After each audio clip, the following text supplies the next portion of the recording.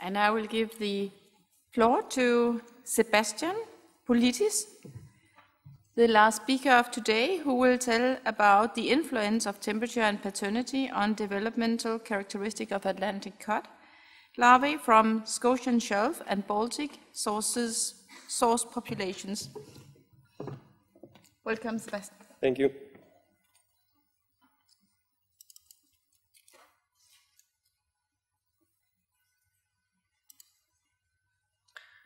Hello, everybody. My name is Sebastian Politis. I am a student at the Institute of Hydrobiology and Fisheries of the University of Hamburg.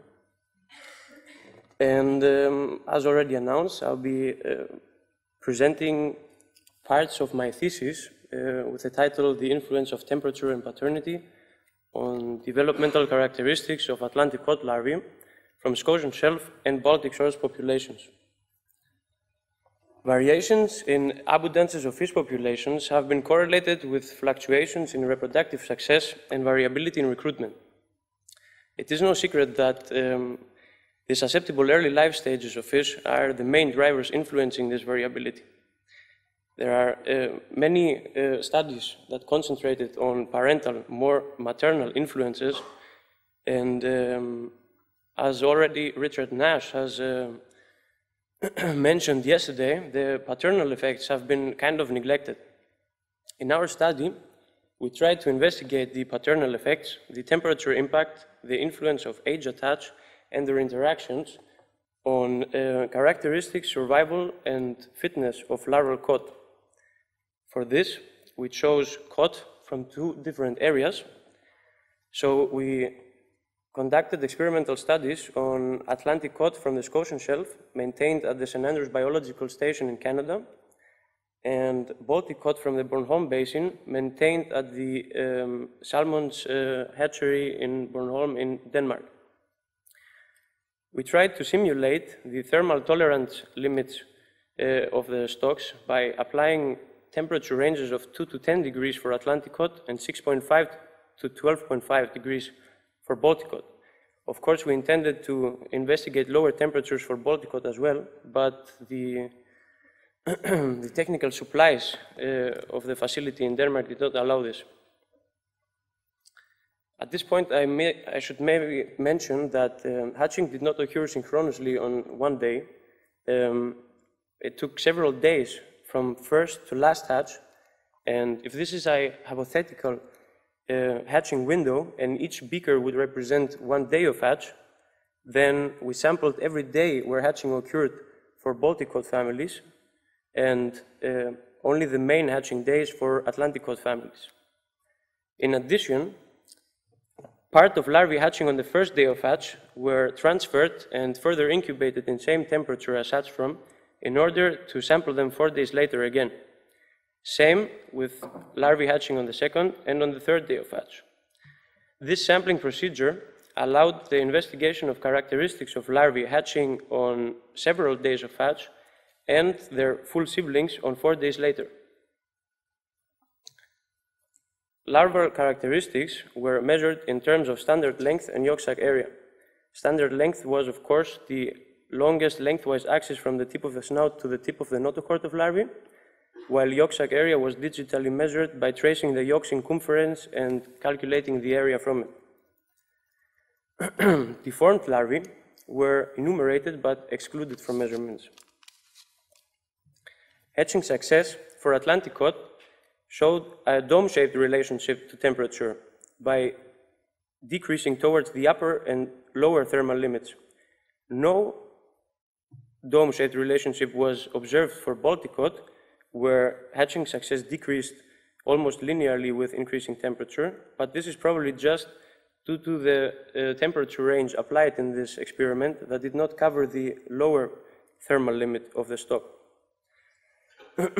The different colorations represent the different families tested in our experiments, and as probably the asterisks already forebode, significant differences among families occurred at 6.5, 8, and 9.5 degrees for Baltic cod, and 2, 4, 6, and 8 degrees for Atlantic cod. At this point, I should maybe state that we used eggs only of one batch of one female, keeping the maternal effect constant. That means that the differences occurred are accounted to paternity. In addition to this, abnormalities or deformities attached increased with increasing temperature for both Baltic and Atlantic cod. We can see that abnormalities attached for Baltic cod at the upper thermal limit reached values of more than 75%. This indicates that temperature may impact crucially the recruitment of cod. We can also see for Atlantic cod, for example, that some of the families were not so highly affected as others with the increasing temperature. We can also see that definitely male D would be the wrong choice of mate regarding successful recruitment. Time to 50% hatch decreased with increasing temperature exponentially for both Baltic and Atlantic cod. For example, Atlantic cod larvae needed 10 days at 10 degrees and 3 times longer, 30 days at 2 degrees. Again, I should mention that hatching did not occur synchronously. Several days elapsed between first and last hatching larvae. This is a staggered hatching strategy similar to the serial batch spawning strategy of cod. This probably is an adaptation to avoid or at least to reduce competition among developing larvae. This staggered hatching strategy may allow an expanded dispersal in time and space and therefore increase the chance for at least some of the larvae to meet favorable conditions for growth, survival, and of course successful recruitment. For this, error bars represent the hatch duration now, and we see that it decreases with increasing temperature for both Baltic and Atlantic cod. For Baltic, it decreases from 6.2 days to 5 days within the thermal tolerance limits here, and for Atlantic cod, it decreases from 5.4 days to 2.6 days in the temperatures applied. What does this mean actually? That an increase in temperature would diminish the hatching window and probably hinder the success of a staggered hatching strategy by increasing the risk of total loss of offspring when or if encountering stochastic events.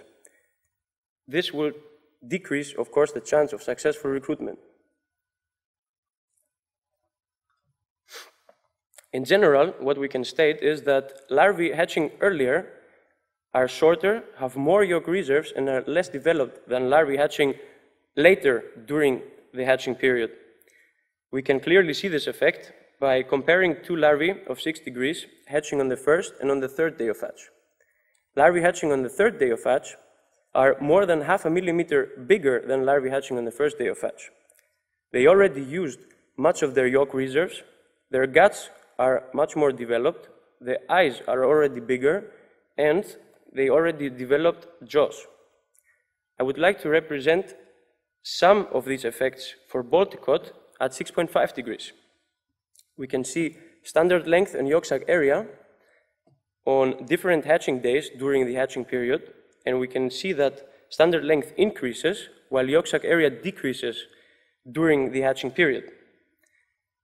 What does that mean? That larvae continue to develop and grow within the egg during the hatching period, and that leads to different sizes at hatch. We can see that larvae hatching on 12 days post-fertilization, the first day of hatch, are definitely shorter and have more yolk reserves than larvae hatching later. Again, the different colors represent the different families, and the asterisk represent the significant paternal effects that were observed. I would like to show the same kind of effect for Atlantic cod at 6 degrees. Standard length and yolk sac area again on different days of hatch. Again, we can clearly see that larvae hatching on 16 days post-fertilization are much shorter and have more yolk reserves than larvae hatching on 17 or on 18 days post-fertilization. Even though there were no significant differences among males at hatch, significant differences among males occurred on 4 days later. We can clearly see in this graph that larvae of family D, of male D, are significantly shorter than larvae of the other families, of the other males, no matter on what day they hatched. In general, larvae of the lower temperatures were bigger than larvae at the higher temperatures, resulting into size at hatch decreasing with increasing temperature for both Baltic and Atlantic cod. Something else that we can see is that Baltic cod larvae were much smaller than Atlantic cod larvae. I already mentioned that age at hatch influences size at hatch. So if we take this into consideration, the response of size to temperature may look more something like this. Here I present size at hatch in relation to temperature and age at hatch.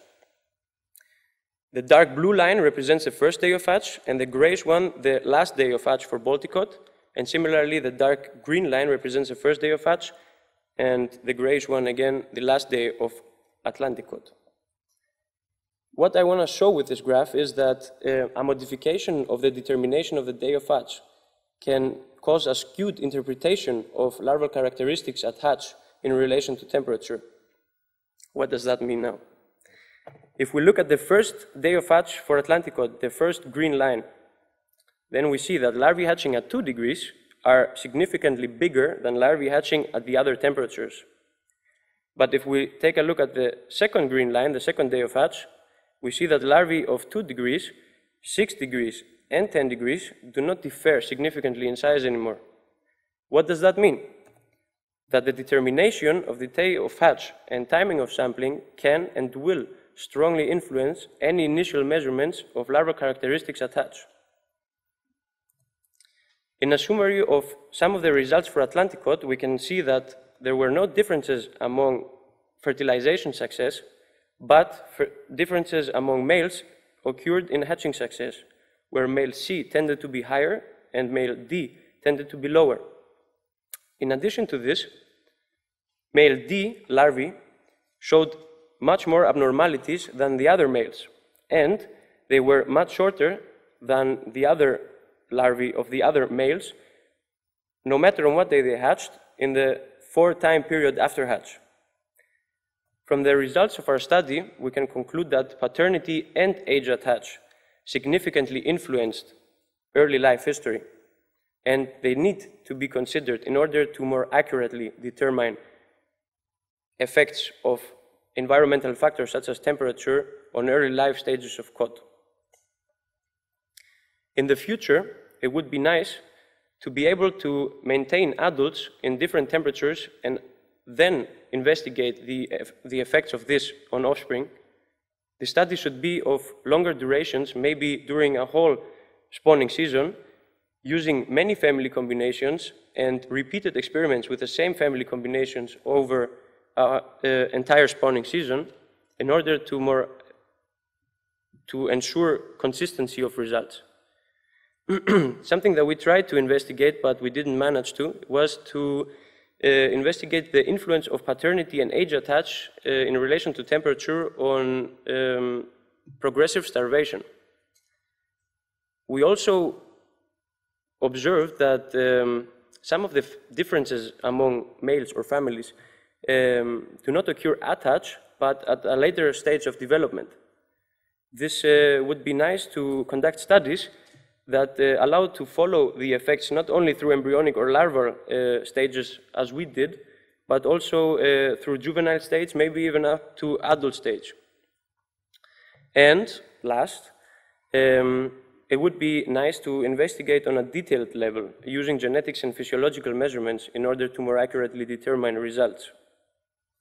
So I would like to thank all the people contributing to this, and of course, Fresh. Without their support, we wouldn't be here and this would not be done. Thank you all for your attention.